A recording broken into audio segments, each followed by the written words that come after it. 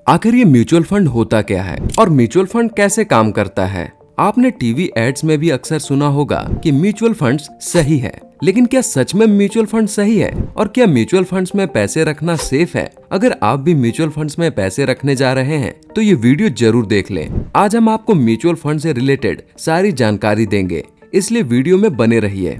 Mutual funds क्या होते हैं? म्यूचुअल फंड्स दो शब्दों से मिलकर बना है, एक है म्यूचुअल और दूसरा है फंड। म्यूचुअल का मतलब है कॉमन और फंड का मतलब तो आपको पता ही होगा। इसको आप पूंजी या रकम भी कह सकते हैं। इस तरह से देखा जाए तो म्यूचुअल फंड्स का मतलब हुआ कॉमन फंड। इसका ये मतलब हुआ कि म्यूचुअल फंड्स में बहुत सारे लोगों के पैसे को कलेक्ट करके रखा जाता है। सरल भाषा में कहा जाए तो कई लोगों की साझा रकम यानी कि शेयर्ड मनी को म्यूचुअल फंड कह सकते हैं।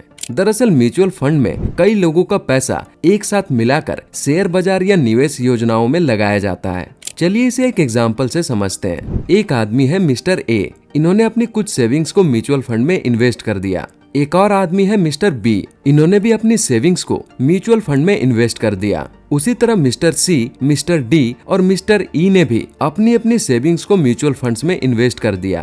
अब जिनके द्वारा इन्होंने अपना पैसा म्यूचुअल फंड में लगाया है, वो इन सबके पैसों को कलेक्ट करके इकट्ठा कर लेती है। इस कलेक्ट किए हुए पैसों को AUM एसेट्स अंडर मैनेजमेंट भी कहते हैं। अब इन कलेक्ट किए हुए फंड को शेयर बाजार में अच्छी अच्छी कंपनियों में इन्वेस्ट कर दिया जाता है ताकि इनका रिटर्न भी अच्छा मिले।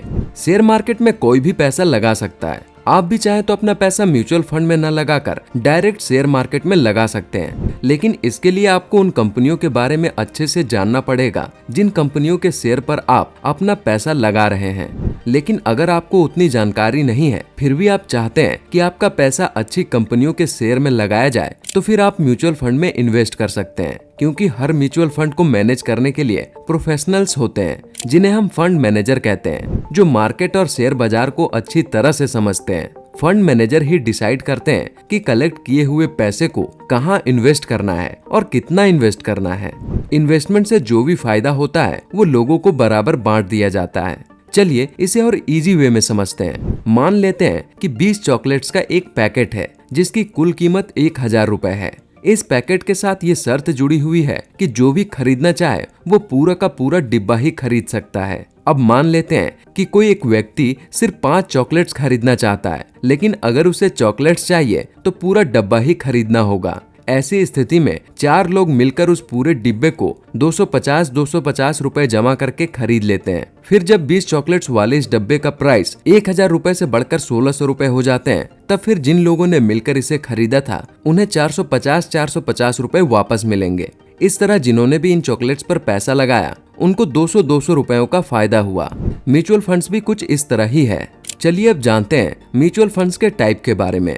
इन्वेस्टमेंट पोर्टफोलियो के आधार पर म्यूचुअल फंड कई टाइप के होते हैं। Equity fund, equity mutual funds का ज्यादातर पैसा शेयर्स में लगाया जाता है। ऐसी स्कीम्स के फंड मैनेजर को कम से कम 65% रकम शेयर में ही लगानी होती है। इसमें कमाई की सबसे ज्यादा संभावना होती है, लेकिन रिस्क भी इसमें सबसे ज्यादा होता है। डेट फंड, इस प्रकार के म्यूचुअल फंड की रकम को बॉन्ड्स और कॉर्पोरेट फिक्स डिपॉजिट में निवेश किया जाता है। किसी डेट म्यूचुअल फंड के साथ यह अनिवार्य शर्त होती है कि उसका कम से कम 65% पैसा बॉन्ड या बैंक डिपॉजिट में लगाया जाए। अगर आप 3 साल के पहले अपनी डेट म्यूचुअल फंड यूनिट्स को बेच देते हैं तो इससे हुई इनकम पर आपको short term capital gains tax चुकाना पड़ेगा।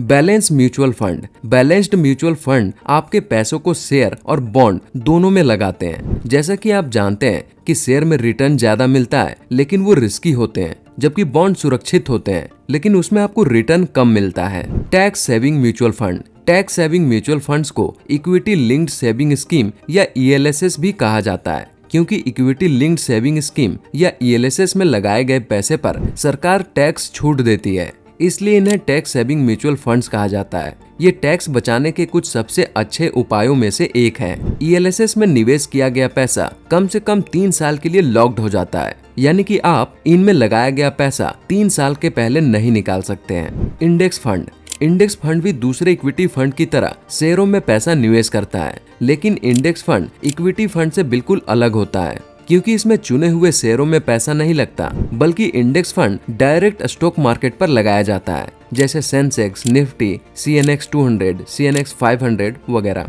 उम्मीद करता हूँ आपको म्यूचुअल फंड के बारे में सारी जानकारी मिल गई होगी। अगर आपको कोई डाउट है तो आप कमेंट के जरिए हमसे पूछ सकते हैं।